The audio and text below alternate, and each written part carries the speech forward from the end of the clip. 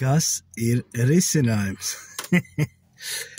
Tāds interesants pārdoms ietekmējušajā nedēļā no viena video, kur viens cilvēks līdzdala to, kad īstenībā atkarības, būtībā vienalga kāda tā būtu atkarība, nav svarīgi, bet svarīgi ir tas, ka mēs mēģinam caur šķietam to lietot. Tas būtu alkohols, smēķēšana, ēšana vai vēl kaut kas. Kad īstenībā tā pat par sevi nav problēma. Jo problēma ir kaut kas cits. Un tas, ko mēs visi redzam, un kuru šķietam, ar ko mēs cīnamies, tas īstenībā cilvēkam ir risinājums. Ja mēs paskatāmies, kaut kāds alkohols, kāpēc tas kļūst kā atkarība, teica, kad cilvēks nespēja varbūt pieņemt savu realitāti, pieņemt sevi, pieņemt varbūt dzīves kaut kādas netaisnības vai kā gadījies un tā tālāk.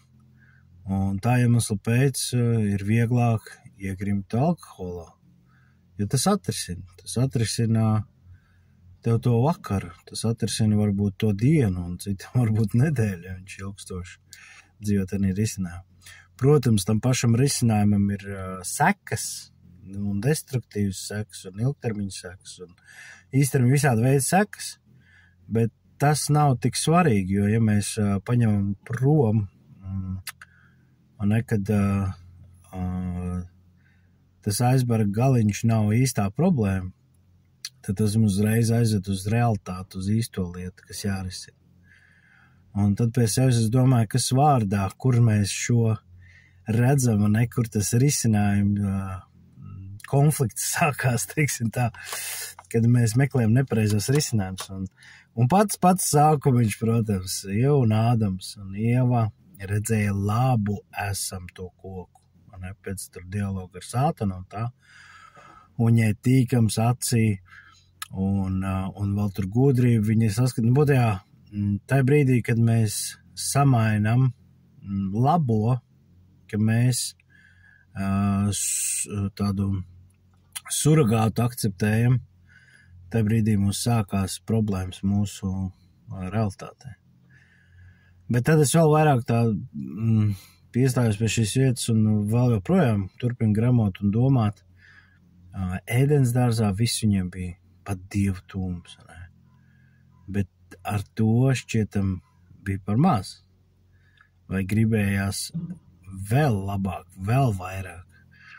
Un šeit es priekš sevis saprotu, cik svarīgi ir pieticība ar dievbību, pieticība. Es redzēju pieticību bez dievbības un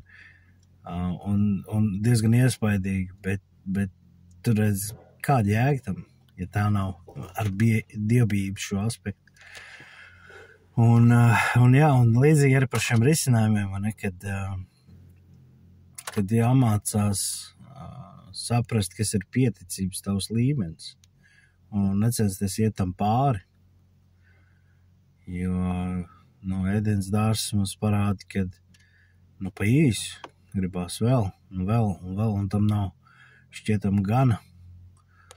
Un dienas beigās arī, vai tas risinājums ir tāds egoistisks tikai tev, vai tas risinājums ir priekš kopējā labuma, priekš tavs sievas, taviem bērniem, pār visam, vai tas ceļ Dievu, un tā tālāk. Tā kā tas tāds, interesants pārdoms, un, protams, vēl tīri mehānisks un praktisks tāds piedzīvojums, kad kā tu vari kļūt labs, un kad tu tā nopietni ar sevi strādā, kad tu nopietni meklē atbildes, tu saproti, ka tev nav risinājums, kad risinājums ir vienīgi Kristum, jo viņš saka, viņš ir patiesība, viņš ir labais, viņš ir tas īstā štēle, īstais mērkoks, īstā lieta, padodieties Dievam, stājieties pretim vēlnam, tad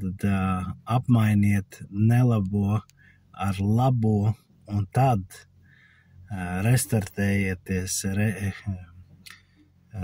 tā kā atjaunojieties, un tad viņš tiek izstumts. Jo bez šī te fundamenta lietas nenotiks, nevarēs, nebūs jauda, nebūs spēja, nebūs konstantība. Un jā, tā kā tas tāds interesants pārdoms, un vēl diezgan staigai tanī domāt arī par visādām izglītībām, un brīžam, ne mēs pa finansēm, vēl šito saņemšu, un tad viss atrisināsies.